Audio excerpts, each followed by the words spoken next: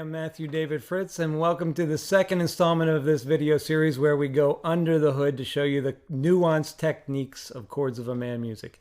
Today I'm going to be talking about something somewhat theoretical, which is chord function, but I'm going to put it in very relatable terms.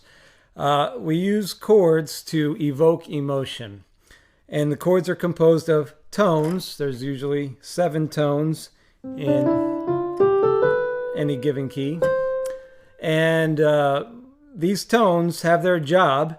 They are either stable or active tones. So the stable tones are 1, 3, and 5, and I drew it out here, 1, 3, and 5. They're on the bass. Active tones like 2 and 6, they're up here in this active area in yellow. Hopefully you can see that. And then the most active tones, 4 and 7, here in red, are right on the edge of the bass, edge of the cliff. And they want to resolve back down to this bass. They want to be the 1, 3, 5. So, and then there's the accidental tones, which in the key of C, these black notes, they represent the accidentals. They are also right on the edge. They want to resolve down to their stable partners. So, the play of chords throughout a song is much like trail running, and I do trail running, and I also run on the road too. Running on the road is very stable. You don't even have to look down. You know it's going to be flat ground, easy to manage. Terrain is not slippery, hopefully, if it's not raining.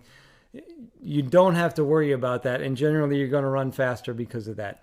But on the trail, you generally don't run fast, and the reason is you tense up a lot.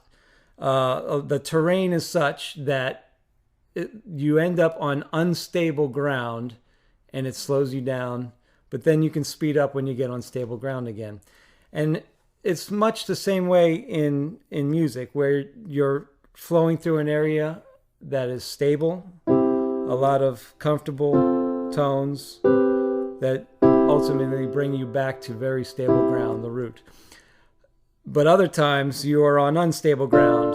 You're playing tones that are tense. They're like running on rocks over a stream, and one false move and you fall into the stream. But then once you get on stable ground, you feel much better and you can relax. So music is very much the same. Now in our music, chords of a man music, I like to push this to the extreme. So I'm going to use this tripod as an example. Most chords have, one leg on stable ground and maybe one on an active area and one right on the edge. Or the root chords have all 3 tones on stable ground on the bass. But I like to have it so that some chords in our songs have two tones that are right on the edge, an accidental and in a highly active tone that could fall off any moment and land on that stable bass. So they're very tense. So for example, in our last release, Kindness of God, a lot of it, resolves around that F chord, that stable chord. Show me the kindness of God. So it resolves onto that stable bass. Goes from tense to released.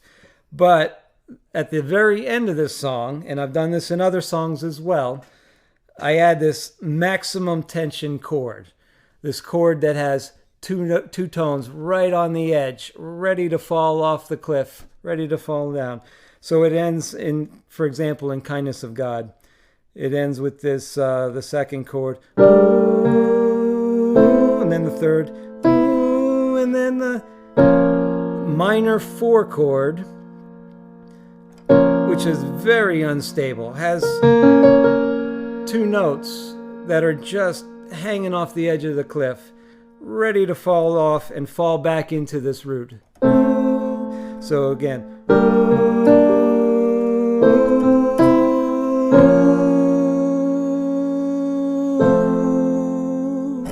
see how it provides this this just rush of tension, and it just wants to release down into the root chord. So I do that. I've done that several times, and in one case, allow me to get my guitar. I've used it in the middle of a song and at the end of the song, but instead of resolving down into the root chord for that release, I just left it hanging at the end. I thought that was just a nice touch. It's something that you're not supposed to do, but I'm going to break the rules and do it anyway. This is in 12 Baskets, our song in 12 Baskets from Just Speak a Word. For the most part, it's the chorus is daylight declines and now fades to black. See, ends on that F chord again. Same thing. And but then at a certain point in that chorus, it goes, we follow this fall without turning back. So that's that B flat minor, that's that minor 4 chord, super high tension, and then it resolves back down to the root. We can testify. Okay, so at the end of that song, if you listen to it, it actually ends with that minor 4, that high tension chord. We follow this far without turning back, and leaves you hanging, and you just are waiting for it to resolve back into that root, resolve back down to that bass, but it never does. And it's just an amazing touch. I just love it. But it's something that you can do if you know the principles, know the theory, and implement it properly. So anyway, listen for that. It's, like I said, I've used it several times in several of our songs, at least one on every album. So go back and listen and think about tension and release, and even the maximum tension that you can possibly get. Sometimes you'll hear it at the very end of a song, and then usually releases back into a stable area. Anyway, well, this was a lengthy video, but I hope you enjoyed that and learned something. Stay tuned. Next time we'll have something even more special.